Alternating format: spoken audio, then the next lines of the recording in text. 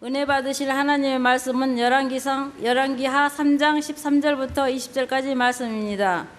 엘리사가 이스라엘 왕에게 이르되 내가 당신과 무슨 상관이 있나이까? 당신의 부친이 선지자들과 당신의 모친의 선지자들에게로 가소서 하니 이스라엘 왕이 그에게로 이르되 그렇지 아니하니이다. 야훼께서 이 세 왕을 불러 모아 모압의 손에 넘기려 하시나이다 하니라. 엘리사가 이르되 내가 섬기는 만군의 야훼께서 살아계심을 두고 맹세하노니 내가 만일 유다 왕 여호사밧의 얼굴을 봄이 아니면 그 앞에 당신을 향하지도 아니하고 보지도 아니하였으리다.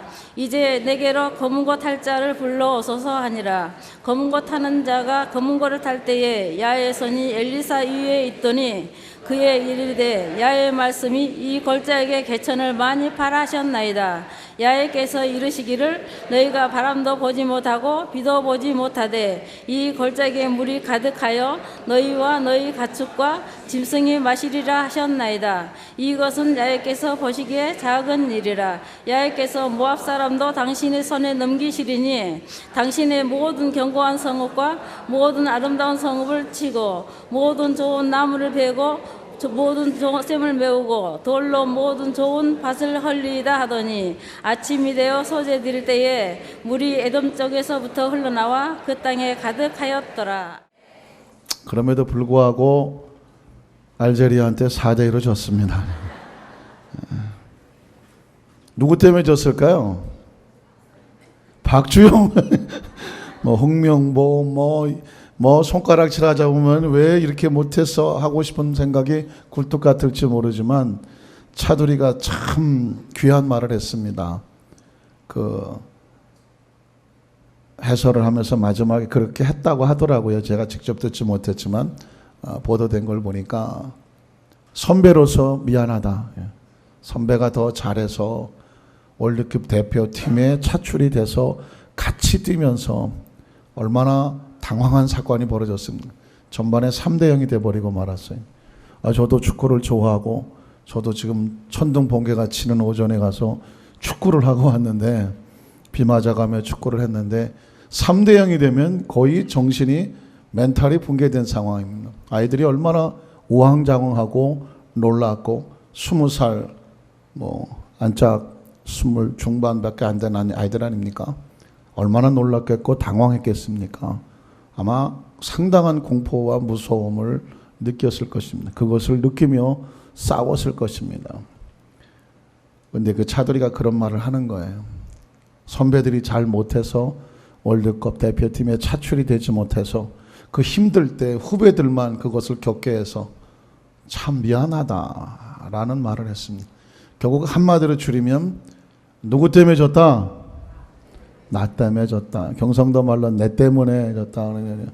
사실 온 국민이 사실 그렇게 생각해요. 우리가 좀 더 격려해주고 우리가 좀 모아주고 잘할 수 있도록 내가 할 수 있던 것은 없었을까 하면서 나 때문이다 하고 생각하면 상처 입을 일이 없을 것 같아요. 그리고 마지막 신랄 같은 희망이지만 벨기에하고 잘 싸워서 좀 하나님의 은혜로 거기다가 벨기에까지 은혜를 주셔서 좀 어떻게 해봤으면 좋겠는데 사실상 저는 이번에 회개도 됩니다. 어떤 회개가 되냐면 축구하다 보면 이길 때도 있고 질 때도 있는 건데 그거 한번 이겨갖고 어떻게 좀 국민이 위로를 받아보겠다고 기대를 거뒀다는 것 자체가 사실은 좀 가슴 아픈 일입니다. 크리스찬은 사람에게 기대하지 않습니다.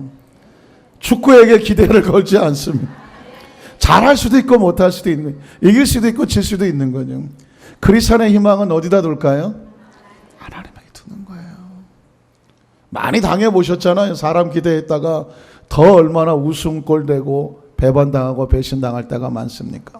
그래서 잘하면 격려해주고 또 칭찬해주고 못하면 위로해주고 등 두드려주고 그래서 우리는 하여튼 함께 더불어 가야 될 줄로 믿습니다. 우리의 상한 마음은 주님만 고치시거든요. 그래서 함께 부르고 싶은 찬양은 마음이 상한 자는 주님이 고치신다. 마음이 상한 자를 고치시는 주님. 혹시 아직도 사람 의지하고 사람 기댔다가 상한 마음 있고 아픈 마음 있으면 일찌감치 포기하시고 하나님만이 내 마음의 위로자시고 고쳐줄 줄로 믿습니다. 오늘 주님 앞에 이 고백했으면 좋겠고 치유가 되기를 바랍니다.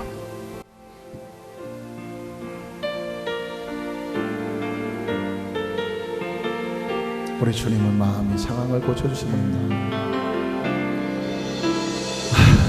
이상한 자를 고치시는 주님, 하늘의 아버지 날 주가 나소서, 주의 길로 인도하사 자유케 하소서.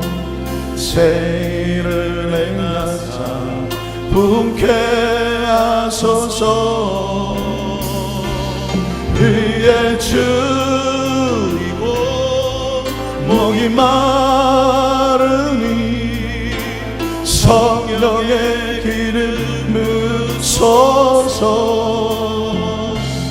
그의 주이고 목이 마르니 내 잔을 채워. 우리 한번 두 손 가슴에 얹고 찬양할까요? 성령으로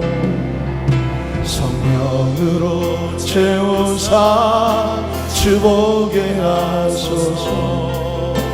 주의 임재 속에 은혜하게 하소서. 주 뜻대로 살아가리 세상 끝날까지. 나를 빚으시고 새날 열어주소서. 의의 주이고 목이 마르니 성령의 길을 묻소서. 의의 주이고 목이 마르니 내 잔을 채워. 의의 주이고 목이 마르니 의의 주이고 목이 마르니 성령의 길을 묻소서. 의의 주이고 목이 마르니 내 잔을 채워 주소서. 우리 부분 한번 축복하세요. 당신의 상한 마음은 주님이 고쳐주십니다. 기억하세요. 하나님만 의지하시고 하나님만 바라보십시오. 우리의 마음을 근본적으로 치유하신 분은 주님이신 줄로 믿습니다. 우리 한 번 더 따라 하실까요? 기도와 찬양 가운데 역사하시는 하나님, 이런 제목으로 말씀의 은혜, 오늘 20일째 말씀을 함께 나누기를 원합니다. 여러분 혹시 지난 주일 설교 제목을 기억하십니까? 그게 얼마나 오래전 일인데 지난 주일 설교 제목을 물어보냐고. 너무 정말 무정하고 냉정하다고. 혹시 물어보실 분이 계신다면 지난 주일이 언젠가요? 어제거든요. 어제요. 혹시 기억하십니까? 네. 지난 주일 그러니까 굉장히 오래된 것 같지만 어제였어요. 제목이 뭐였죠? 하나님의 능력과 역사를 체험하는 세 가지 통로. 다른 교회 가서 물어보면 뻥끗도 못해. 그래도 강동교회 성도들이니까 하는 그래도 기억하시는 거예요. 기억하시죠? 이게 뭘까요? 이게 뭐였죠? 예, 기도였습니다. 출애굽기 17장 11절에 모세가 손을 들면 손을 내리면 아말렉이 기도라. 그러니까 하나님의 능력의 역사는 기도하는 가운데 체험되는 거예요. 그러니까 우리가 기도하지 않을 수 없는 줄로 믿습니다. 이건 아십니까? 잘 모르시는 거예요. 이게 손이 춤을 추고 내려오는 거예요. 뭐 할 때? 하나님을 찬양하고 하나님을 찬양하다 연주를 할 때 하나님의 손이 엘리사 위에 임하였더라. 그냥 임하는 것이 아니라 기뻐 춤을 추며 하나님의 선지자 위에 임하여 있더라. 열왕기하 3장 15절에 있는 말씀이고요.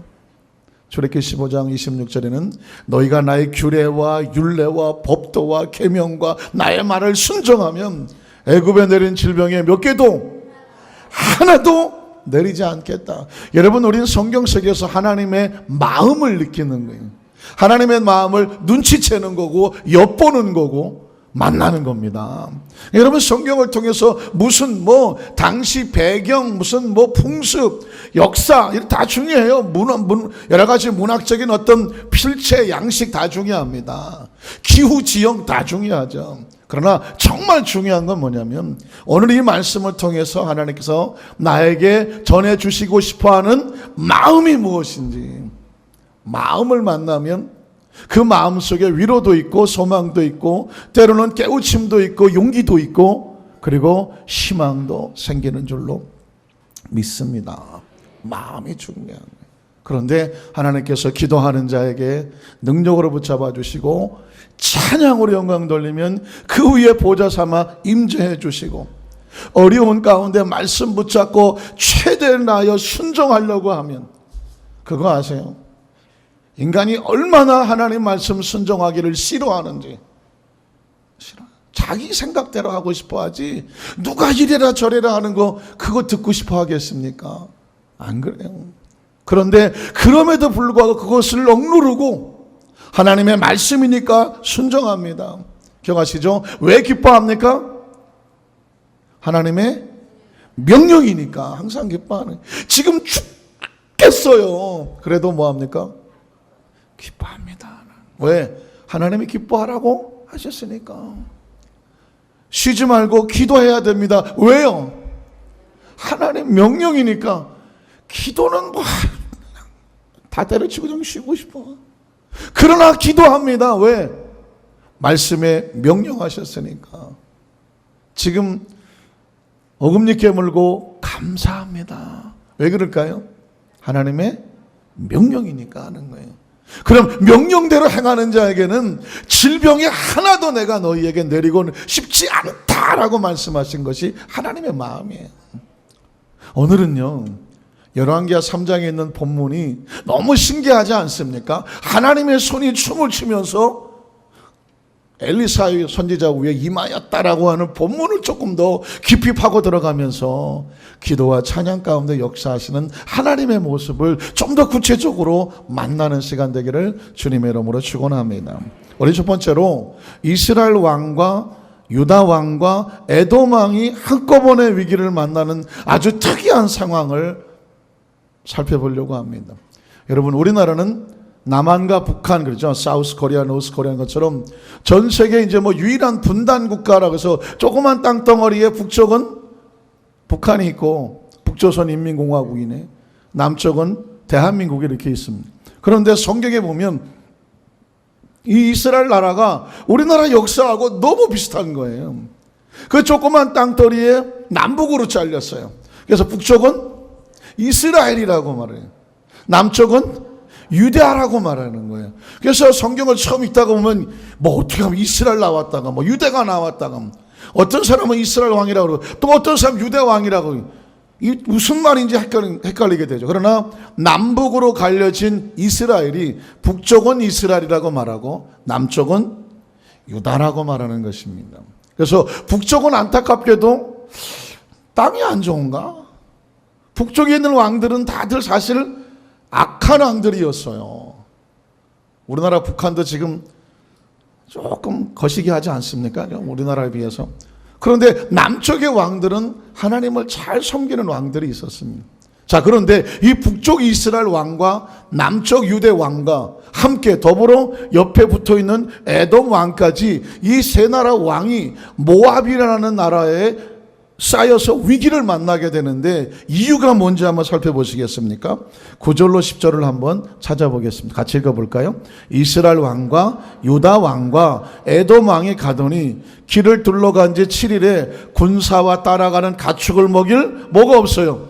물이 없어요. 그래서 이스라엘 왕이 이르되 슬프다. 야훼께서 이 세 왕을 불러 모아 모압의 손에 넘기려 하시는도다. 자, 이제 유다와 이스라엘과 이 에돔이라는 세 왕이 군사와 가축을 이끌고 가는데 모압에 둘러싸여서 싸우려고 하는데 뭐가 없어요? 군사와 가축을 먹일 물이 없는 거예요. 여러분, 인생의 삶에 있어서 문제란 뭐냐? 내가 해결할 수 있으면 문제가 아닙니다. 그런데 여러분, 이 세 나라에 군사가 없는 것도 아니고 무기가 없는 것도 아니에요. 뭐가 없는 거예요? 물이 없어요. 근데 이 물은 어디 가서 구할 수 있는 것도 아니에요. 물은 어디서 와야 돼요? 하늘에서 와야 돼요. 비가 내려와야 물이 강이 차고 냇물이 있어서 물을 구할 수가 있는데, 하늘이 닫히고 냇물이 말라버리니 그 당시에는 물을 구할 데가 없는 겁니다. 그러니 이제 이 세 나라 왕은 꼼짝없이 모압 왕의 손에 죽을 수밖에 없는 그런 상황이 돼버리고 말았습니다. 우리가 왜 기도합니까? 사람에게 부탁해서 해결될 것 같으면 기도 안 합니다. 기도의 제목은 어디서 응답이 와야 되죠? 하늘에서 와야 돼요.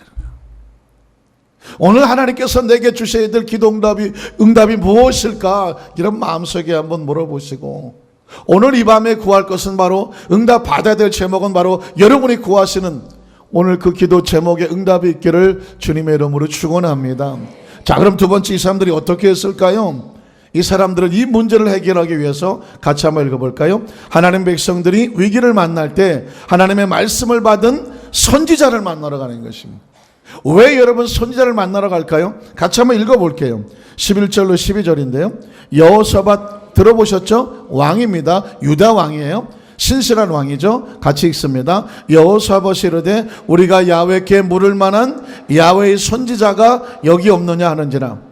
이스라엘 왕의 신하들 중에 한 사람이 대답하여 이르되 전에 엘리야의 손에 물을 붓던 사밧의 아들 누가 있어요? 엘리사가 여기 있나다 하니 여호사밧이 이르되 야훼의 말씀이 그에게 있도다 하는지라.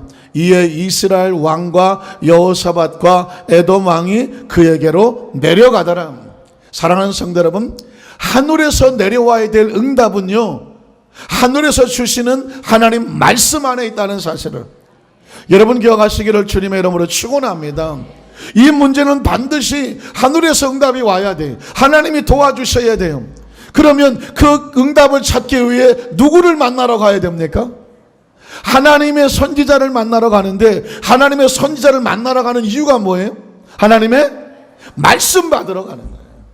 우리가 하나님 앞에 나와서 이런 예배를 드리고 말씀을 듣고 붙잡고 기도하는 것은 뭐냐면, 강단에 선포된 하나님의 말씀이 여러분의 심령 속에 지금 처해 있는 그 문제마다, 어떤 사람 형편처지가 다 다르지만 똑같은 말씀이 선포되더라도 하나님께서 각자의 마음속에 하나님의 말씀으로 만나주시고 치료해 주시고 역사해 주시고 응답해 주시고 지혜를 주시고 명철을 주시고 하나님의 능력이 나타나는 것을 여러분 믿으시기를 주님의 이름으로 축원합니다.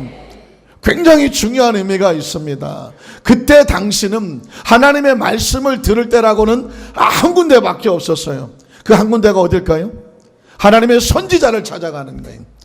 오늘날은 여러분, 하나님의 말씀을 듣기 위해서 우리가 하나님께서 나와서 예배 드리면서 하나님의 말씀을 만날 수 있습니다. 때로 여러분이 하루를 출발하면서 말씀을 큐티하죠. 경건의 시간을 가지면서 말씀을 묵상할 때 그날 하루 하나님께서 또 여러분에게 주시는 말씀을 성경을 읽다가 만날 수가 있습니다. 기도하다가도 만날 수가 있고요.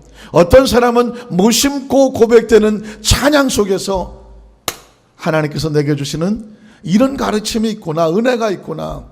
찬양과 기도와 말씀 안에서 하나님의 음성을 듣는 놀라운 역사가 있기를 주님의 이름으로 축원합니다. 그래서 중요한 문제는 뭐냐? 하나님 안에서의 이 문제는 하나님의 방법으로 해결해야 돼요. 인간적인 방법으로 아무리 여러 가지 머리를 싸매어 봤자 하늘이 열려야 되는 문제는 인간의 힘으로 열리지 않습니다. 하나님께서 주시는 말씀을 통해서 하늘의 음성을 듣게 되는 줄로 믿습니다. 혹시 이런 질문 생각해 보셨습니까? 왜 아담과 하와를 하나님께서 에덴에서 내어 보내셨을까? 고쳐 쓰시지. 야단치고 좀 금식을 하든 무슨 좀 징계를 하든 뭔가 좀 이렇게 훈련을 시킨 다음에 한 번 실수는 병가지 상사인데 다음에는 절대 그러지 말아라 하고 다시 맡길 수도 있는데도 불구하고 왜 하나님은 아담과 하와를 에덴에서 내어보내셨을까? 누구만 알아요? 하나님 알지 뭐 누가 알겠어.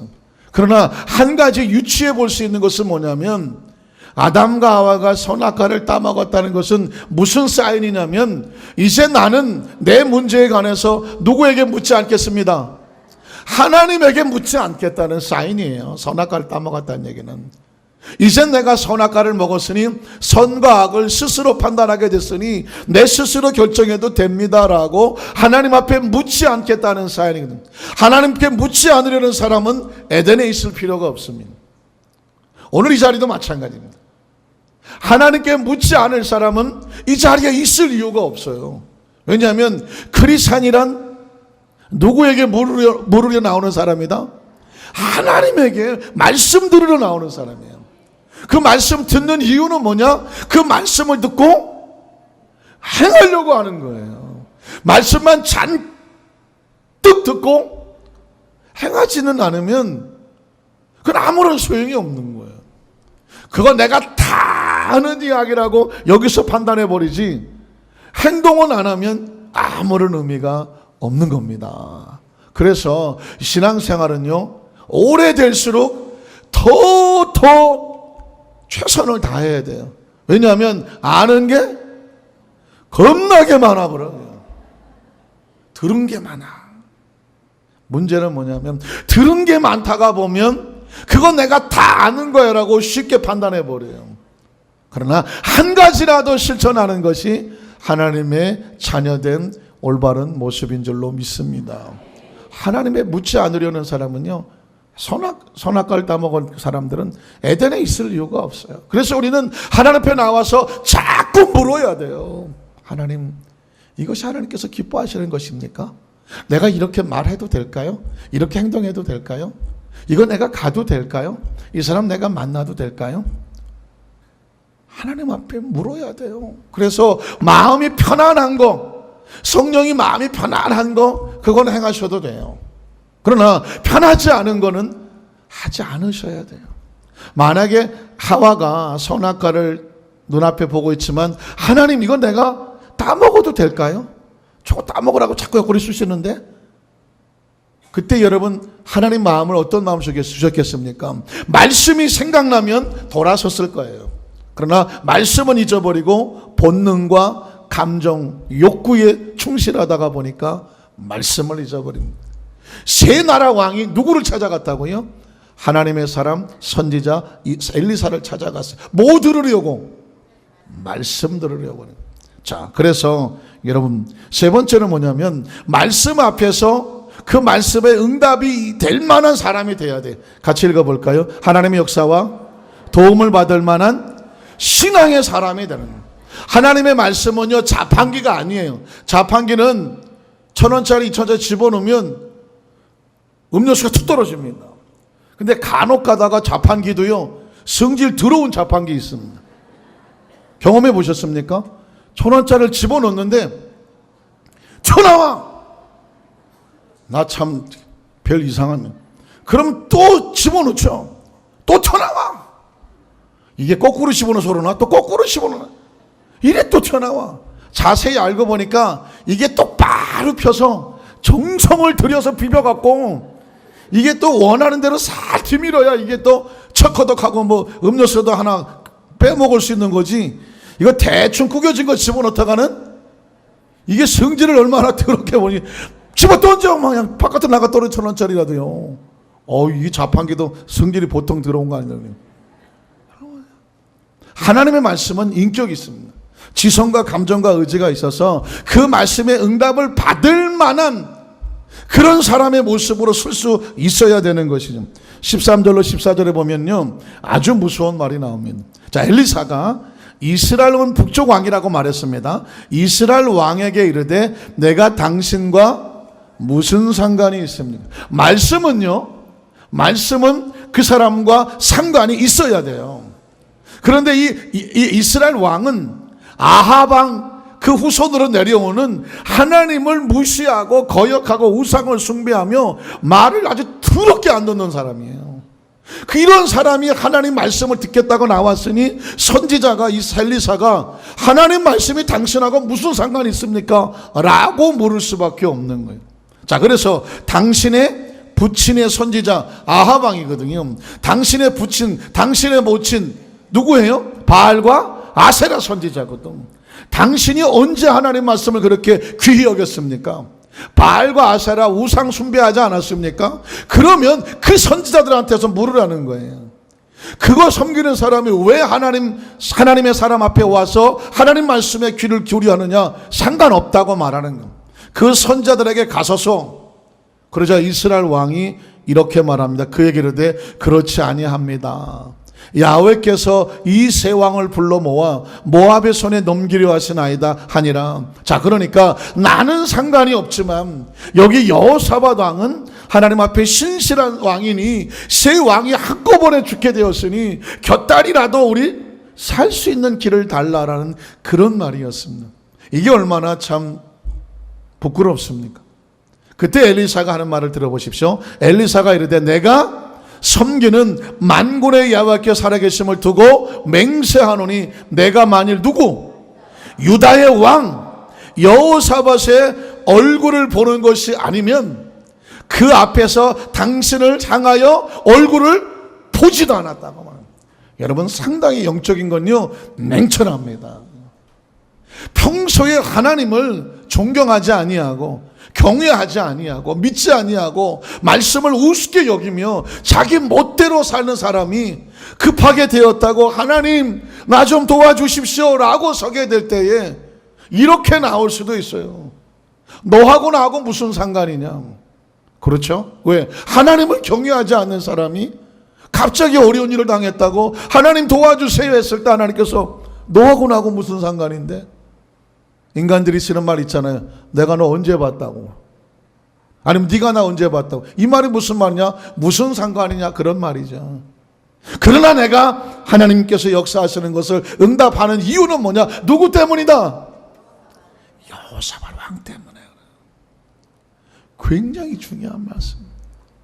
하나님께서 우리 사랑하는 강동교회 성도들이 이런 여호사밧 왕과 같은 축복의 은혜가 있기를 주님의 이름으로 축원합니다. 내가 저 집안 저거 내가 무슨 상관이지만 신실하게 믿는 눈물로 기도하는 그 한 사람이 버팀으로 인하여 내가 이거 보고 싶지 않은데 그 한 사람이 얼굴을 보니 내가 보지 않을 수가 없구나. 여러분, 그 한 사람이 누구였으면 좋겠어요? 저와 여러분 되시기를 주님의 이름으로 간절히 축복합니다. 오늘 21째 이 말씀을 묵상하는 키포인트 중에 하나가 뭐냐면 이게 하나님의 마음이라는 거예요. 하나님 앞에 깊은 관계가 있고 상관이 있고 연관이 있고 연줄이 있고 마음이 통하게 되시기를 주님의 이름으로 축원합니다. 그래서 이제 엘리사가 네 번째로 하나님을 기도와 찬양하는 가운데 하나님의 말씀이 임재하더라고요. 같이 읽어볼게요. 하나님을 찬양하는 가운데 하나님의 말씀이 임재하더라고요. 기도 응답은 무엇이 임하는 거냐면 말씀이 임하는 거예요. 그 말씀 속에 방법이 임하고요, 능력이 임하고요, 지혜가 임하고 깨달음이 생기고 그 말씀을 듣다가 갑자기 아하! 그거구나. 한번 따라해 보실까요? 아하! 에헴 말고 에헴 이거 말고 아하! 그거야. 그거라니까. 여러분 혹시 그런 거 못 느낍니까? 밥 먹다가 잠자려고 하다가 잠깐 묵상하는 가운데 전혀 예상치 않던 지혜가 떠올라. 그건 성령이 주시는 지혜예요. 저 우리 강덕교 성령 이거를 좀 많이 하시기를 바랍니다. 많이 해야 돼 이거. 그건데 내가 몰라서 왜 하나만 가르쳐주면 빵 뚫리거든. 여러분 보십시오. 자, 15절로 17절입니다. 같이 읽어볼까요? 이제 내게로 검은 고 탈 자를 불러오소서 아니라 검은 고 타는 자가 검은 고를 탈 때에 야훼의 손이 엘리사 위에 있더니 그가 이르되 야훼의 말씀이 이 골짜기에 개천을 많이 파라하셨나이다. 야훼께서 이르시기를 너희가 바람도 보지 못하고 비도 보지 못하되 이 골짜기에 물이 가득하여 너희와 너희 가축과 짐승이 마시리라 하셨나이다. 기도하고 찬양하는데 능력이 임하면 하나님의 응답과 약속의 말씀이 임하는 거예요. 이번 단위의 기도 동안에 한 분 한 분에게 하나님께서 여러분 그 비오친 곳에 하나님께서 바람도 불지 않냐고 비도 오지 않냐고 구름도 없는데 그 필요한 물이 채워지는 역사가 있기를 주님의 이름으로 축원합니다. 왜냐하면 하나님께서 엘리사를 통해서 말씀을 선포하셨기 때문입니다. 그래서 오늘 다섯 번째로 18절로 20절을 보면 그 말씀대로 하나님의 역사가 나타나죠. 자, 18절로 20절 같이 읽어볼까요? 이것은 야훼께서 보시기에 작은 일이라. 야훼께서 모압 사람도 당신의 손에 넘기시리니 당신들이 모든 견고한 성읍과 모든 아름다운 성읍을 치고 모든 좋은 나무를 베고 모든 샘을 메우고 돌로 모든 좋은 밭을 헐리다 하더니 아침이 되어 소재해 드릴 때에 물이 어디서부터? 에돔 쪽에서부터 흘러와 그 땅에 가득하더라. 여러분 개천을 많이 팍 그러면 내가 채워줄게. 한번 더 하세요. 개천을 많이 팝시다. 개천을 많이 판다는 얘기는 어디서 물이 흘러올지는 모르지만 하나님이 채워주실 것을 믿고 그릇을 준비하는 거예요. 이번 나의 기도 동안에 하나님께 여러분 앞에 간절히 기도한 것이 있으면 그 기도한 것이 응답될 줄로 믿고 간증할 준비하고 받을 준비하고 그걸 내가 어떻게 사용하고 어떻게 하는 영광을 돌릴까? 여러분의 마음속에 그 개천과 같이 큰 그릇이 준비되시기를 주님의 이름으로 축원합니다. 왜냐하면 개천은 우리가 파고 물은 하나님이 채워주셨습니다. 마지막 24절입니다. 결론이에요. 같이 읽어볼까요? 이스라엘 진에 이르니 이스라엘 사람이 일어나 모압 사람을 쳐서 그들 앞에서 도망하게 하고 그 지경에 들어가서 모압 사람을 쳤다라고 말하고 있습니다. 아까까지만 해도 모압 사람에게 이제 잡혀서 죽게 되었다고 떨었는데 이제는 모압 사람이 한 길로 왔으나 7길로 떠나간 줄로 믿습니다. 이번 단위 기도 동안에 기도의 능력을 얻어서 여러분 앞 이 말씀을 가슴에 품으십시오. 찬양하고 기도하고 말씀을 죽도록 순종하는 삶을 사세요. 그러면 하나님께서 우리 성도들에게 주신 이 놀라운 세 가지 통로를 통해서 하나님께서 개천을 파는 믿음의 기도를 가진 성도들에게 하나님의 채우신 역사가 있기를 주님의 이름으로 축원합니다.